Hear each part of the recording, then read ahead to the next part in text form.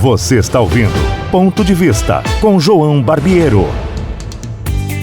Estamos de volta no Ponto de Vista de hoje. Eu convidei para estar aqui com a gente hoje o Dr. Eduardo Bacila, porque nós começamos agora o mês de novembro e nós vamos até antecipar um pouco essa discussão pelo nível de importância dela. Nós discutimos muito em outubro a questão do câncer de mama, né? Tivemos, Rodolfo, belíssimas entrevistas aqui. E agora nós vamos falar com todo o estado do Paraná. Você é nosso convidado porque é um assunto universal, né? É um assunto que trata-se muito da família, né? Eu disse em outubro, nós dizemos aqui, quando veio o doutor do câncer lá, o doutor...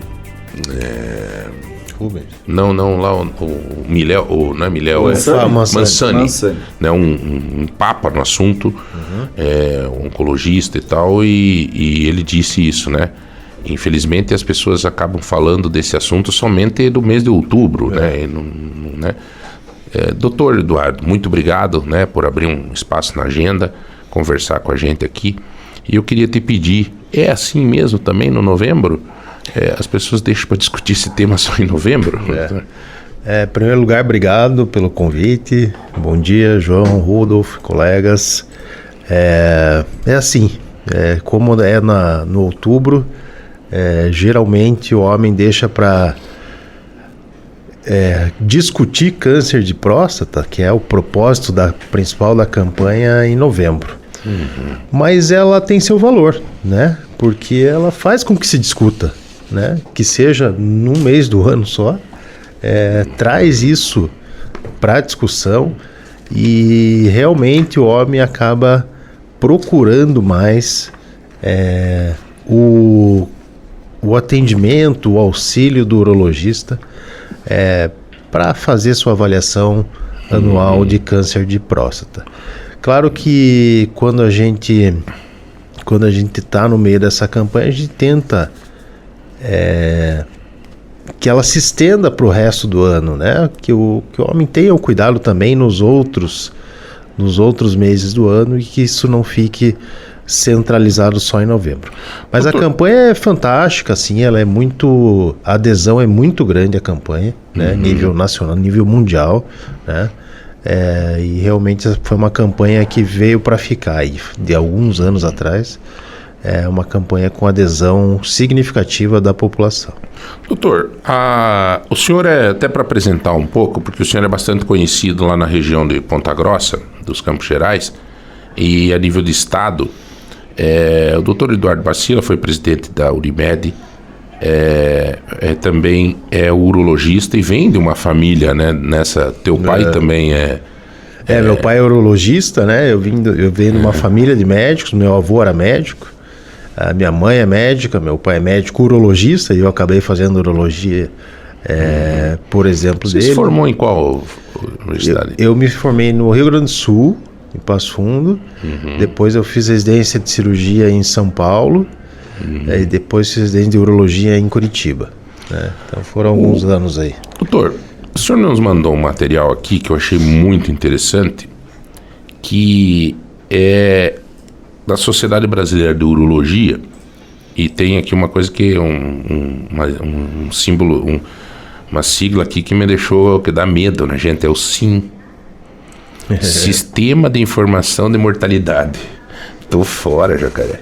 Mas enfim, esse sistema de informação de mortalidade, o primeiro slide que eu vejo aqui diz assim: Rudolf, Zé Hamilton e Rodrigão, que estavam com a gente hoje conversando aqui na T. Você sabia que o homem vive 7 anos a menos que a mulher? Por quê, doutor? Qual é a grande parte é por causa desse caso? Não é por causa do câncer de próstata, mas é porque, que tem a ver com a campanha, mas é porque a mulher se cuida muito mais que o homem. Né? Simples assim. Para tudo, o homem, você vai ver depois dados ali, aproximadamente metade da população acima de 40 anos nunca fez uma consulta urológica. Com a mulher não acontece isso. né? A mulher, desde início de relação sexual ou aos 18 anos, começa suas rotinas no ginecologista e faz regularmente, anualmente. E, doutor, eu vou tocar num ponto aí. Isso não é culpa dos homens, dos pais? Que veja bem, a mulher, quando tem uma mulher adolescente em casa, eu vejo porque eu tenho uma menina adolescente. A minha esposa pegou a minha filha com 13 anos, 12 anos e levou na gineco. Sim. Né? Qual é o pai que pega o piá com 13 anos e leva no urologista?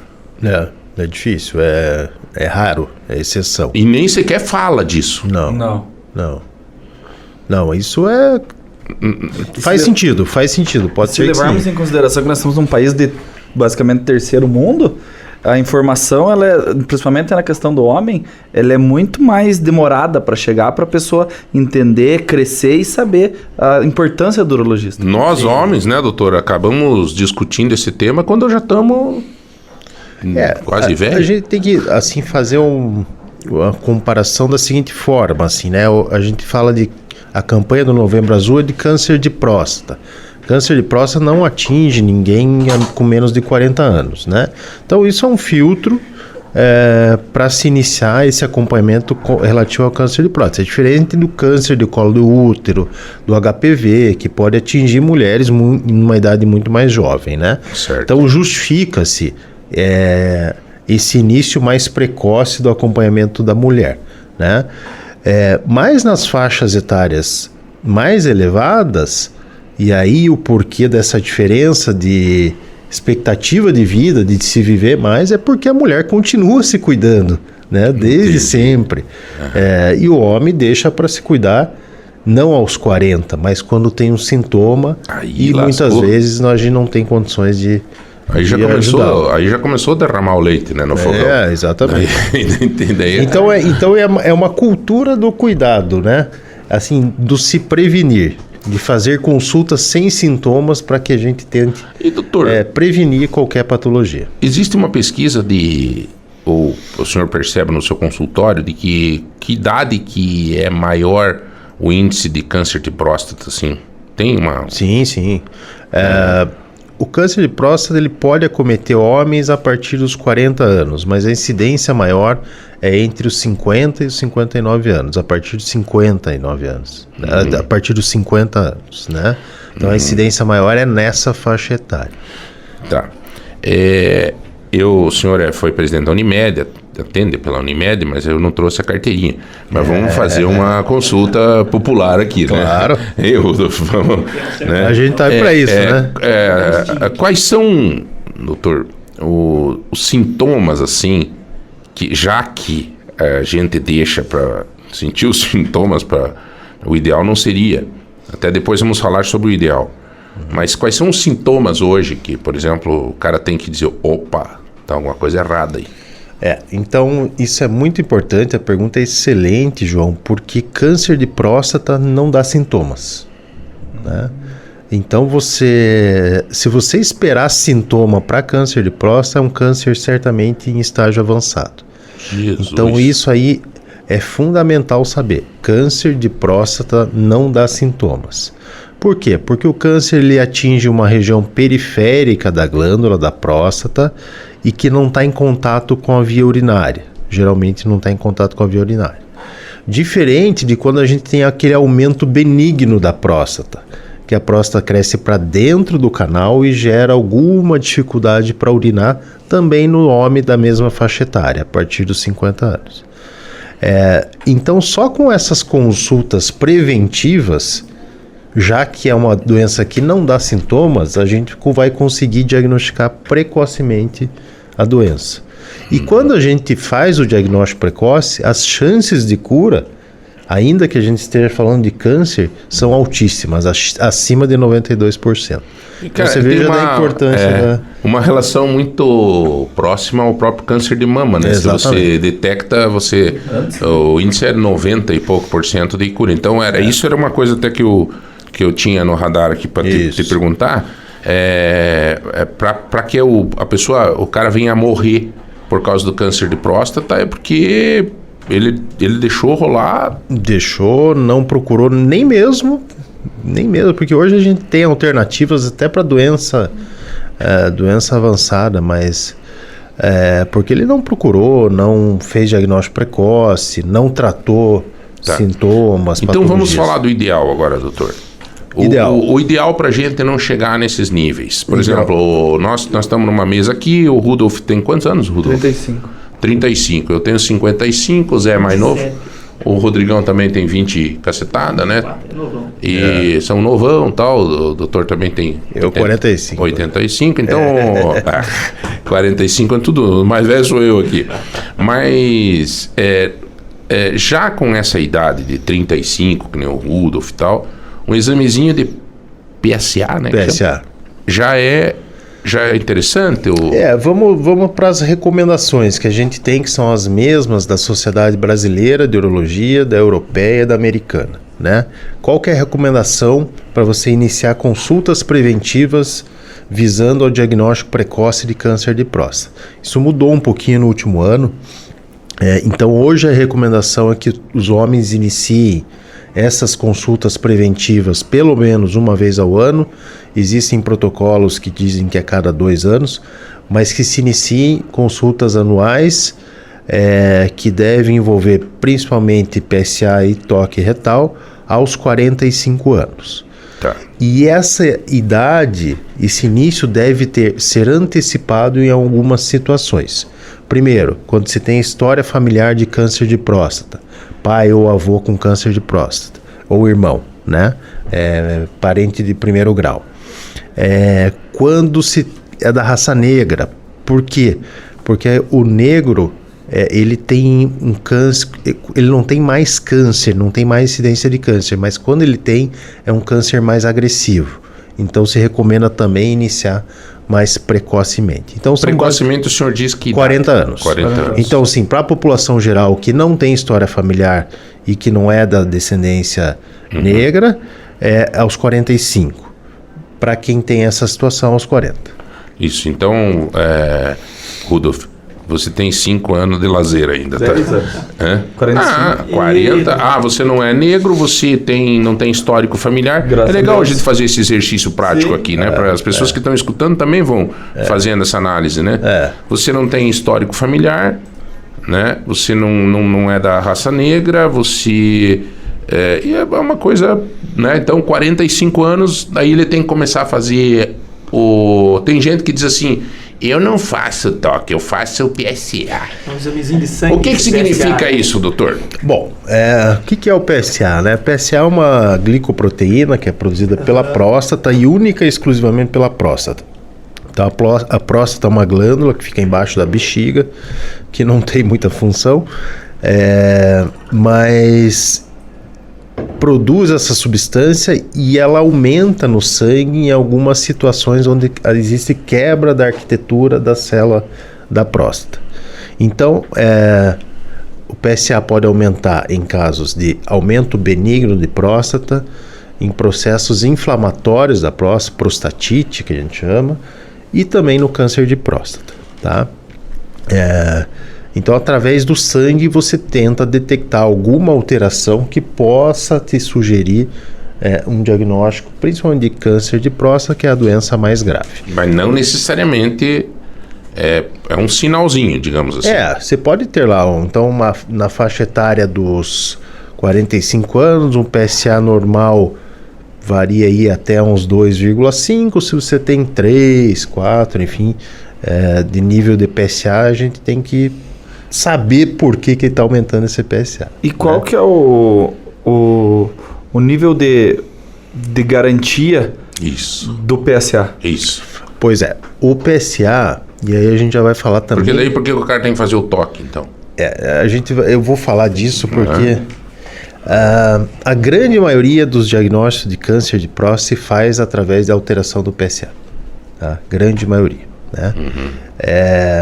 E essa foi a última recomendação desse ano no Congresso Americano de Urologia, que é uma boa notícia aos homens aí, mas eles diminuíram um pouquinho o valor do toque nesse arsenal diagnóstico, né? Porque o PSA é realmente... A glicoproteína não é a ideal e não se encontrou ainda. mas o exame de sangue, o PSA, é realmente o principal alerta, né, quando alterado, que leva a gente a investigar o câncer de próstata. Quando a gente associa o PSA e o toque retal, isso aumenta um pouquinho a acurácia do diagnóstico, mas aumenta muito pouco, né, quando você associa o toque. Então você hoje que a gente faz uma análise personalizada e tenta identificar aquele paciente que precisa realmente. O PSA está um pouco alto, a gente precisa ver se essa próstata não está endurecida demais para nos orientar um tratamento no futuro. Entendi. Né? Você vê, então acaba sendo uma questão meio particular, tipo, meio ele vai no médico, personalizada, individualizada, isso. Agora, doutor, e o serviço público nesse sentido, ele está também preparado para isso? Como é que o senhor vê isso? Né? O senhor atende Unimed, atende particular, tudo mais, Rudolf, né? Será que o serviço público tem urologistas, tem essa análise? A maior parte das pessoas tem esse acesso? O grande problema que eu vejo do serviço público é o acesso ao especialista, né? Então, o cidadão hoje ele consegue, de forma relativamente rápida, um atendimento básico em saúde. Então, ele vai na UBS, ele vai numa UPA, enfim, esse atendimento básico, que vamos chamar de básico, é rápido. Bom, quando ele precisa do especialista, aí que vem o problema, né? Porque muitas vezes são pacientes que têm suspeita de uma doença mais grave, de um câncer, por exemplo, e que às vezes esperam anos na fila só para o acesso ao especialista. De uma forma bem grosseira, então, dá para se dizer que o pobre que não tem acesso a um plano de saúde, a um hospital, a um médico particular, é o mais provável que vai morrer de câncer de próstata. Não tem dúvida disso, não tem dúvida. Isso é nível Brasil, o acesso ao especialista é muito difícil, né? Sim. É cultural, a gente aqui no Brasil quer especialista cada vez mais subespecialistas. Na Europa não é assim, nos Estados Unidos já está mudando. Muito do que se fazia antes na mão do especialista se faz hoje na atenção básica. Porque é possível a gente suspeitar de um diagnóstico de câncer na atenção básica, fazer o diagnóstico e aí sim encaminhar para o especialista. Mas no setor público ainda, eu estou tentando salvar principalmente a classe mais pobre nessa nossa análise. Na prevenção, ele tem esse acesso, né? Ele vai na unidade básica de saúde, sim, por exemplo, ele pode pedir para o médico, dizer, olha, sim. Eu quero fazer um exame aí de PSA. Cada vez mais existem médicos profissionais, não só médicos, capacitados a fazer o básico, na verdade, que é justamente isso. Ele não é urologista. Não é urologista. Realizar um exame. Realizar um exame, suspeitar e aí sim, quando necessário, encaminhar o especialista, né? Perfeito. Isso melhorou no Brasil, sabe? Com um incremento de profissionais na atenção básica, tem mais médicos formados, né? Então eles acabam inicialmente indo para uma atenção básica. Isso melhorou, mas o acesso ao especialista é realmente o grande gargalo aí da saúde, pelo menos na minha especialidade, sabe? É verdade. E a gente sente isso, né? Tem gente que às vezes nos procura, inclusive, dizendo, olha, eu fui na unidade básica de saúde e eu preciso do meu, eu tô com uma alteração, eu tô com não sei o que, eu preciso... É complexa essa situação, realmente, daí vai naquela filona, né? Daí vai na espera. E sofre. E, doutor, aí você tem uma pergunta. Quando detecta-se, por exemplo, uma alteração no PSA, fez o toque, percebeu, aí cada dia é importante na ação da cura ou não? Claro que sim. Claro, não é um desespero, não é uma emergência que vai evoluir rapidamente ou dobrar de tamanho em poucos dias, poucos meses. Mas é importante, a partir de um diagnóstico de câncer, até pela ansiedade própria, assim, da gente tratar esse câncer, né? Isso é importante, porque é uma célula atípica que está lá crescendo e se multiplicando. Então, evidentemente, quanto antes você tratar um câncer ou qualquer tipo de câncer, isso é melhor. Nós falamos esses dias até, antigamente a pessoa tinha um diagnóstico de câncer, era praticamente uma sentença de morte. Era. Hoje em dia a evolução veio e com isso as novas técnicas, tudo isso, como o doutor está nos explicando, então a pessoa tem grandes chances, logicamente. Tudo depende de quando ele vai descobrir esse problema, né? Essa doença. Mas a grande possibilidade de cura é factível, né? É extremamente factível, como eu disse no início ali, diagnóstico precoce de câncer de próstata cura 92% desses. Tem gente morrendo ainda, diminuiu o índice de pessoas que morrem de câncer de próstata por consequência do câncer de próstata? A gente vê muito pouco, né? Melhorou, mas se você prestar atenção num dado ali, João, que eu te mandei naquela apresentação, a cada 40 minutos no Brasil um paciente morre de câncer de próstata. Então isso é algo extremamente significativo, né? E o que eu atribuo, Rudolf, essa mudança de sentença de morte para a possível cura de uma doença maligna? É realmente o tempo do diagnóstico, né? Que antes não se fazia, era só diagnóstico tardio, e hoje, com as políticas públicas, com os incentivos das sociedades, o diagnóstico é cada vez mais cedo e a chance de cura também é muito maior. Que ótimo. Olha, eu acho que tem uns dados aqui que o doutor nos passou que é muito importante e são extremamente atualizados, né? Por exemplo, 1 em cada 7 homens vai padecer da doença. A cada 8 minutos, um novo caso é diagnosticado no Brasil. A cada 40 minutos, um homem morre da doença no Brasil. É um dos cânceres mais curáveis quando achado cedo. O que é esse CAP aqui, doutor? Câncer de próstata. Desculpa aí. Câncer de próstata é um tumor não cutâneo, mas mais comum no homem. É o segundo câncer que mais mata. É isso?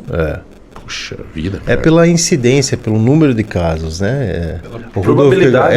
Pela probabilidade. O Rudolf que gosta de dados aí, então porque como tem muito, né? Sim. E aí, ainda que seja percentual pequeno, o número é grande, né? Obesidade, dietas loucas, falta de exercício, são também fatores que podem... eles estão associados a uma maior incidência de câncer de próstata. O problema da obesidade e da atividade física é você comprovar cientificamente isso, né? Existem alguns trabalhos, não são muitos, mas que mostram que uma dieta rica em gordura pode aumentar a incidência do câncer de próstata. Então, como que eles fizeram? Esse é o principal trabalho que existe. Eles analisaram a incidência de próstata no Japão e nos Estados Unidos. Nos Estados Unidos a incidência é muito maior, muito provavelmente relacionado a hábito alimentar, uma dieta mais rica em gordura, carboidrato, né? Bom, mas eles não pararam o estudo por aí. Eles pegaram um grupo de japonês e levaram um grupo de japonês que foi morar na Califórnia, né?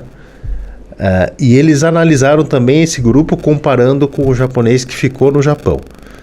E o grupo de japonês que tinha uma incidência menor de câncer de próstata, quando exposto a uma dieta pior, aumentou a incidência nesse grupo, né? Então está comprovado que a dieta sem dúvida tem. A atividade física é fundamental para todos os tecidos do nosso corpo, pela questão de oxigenação, né? Todos sabem que a gente tem uma morte celular programada, né? Então a partir do envelhecimento isso começa a acontecer em todo que é região do corpo, na pele, no olho, no fígado, na próstata também.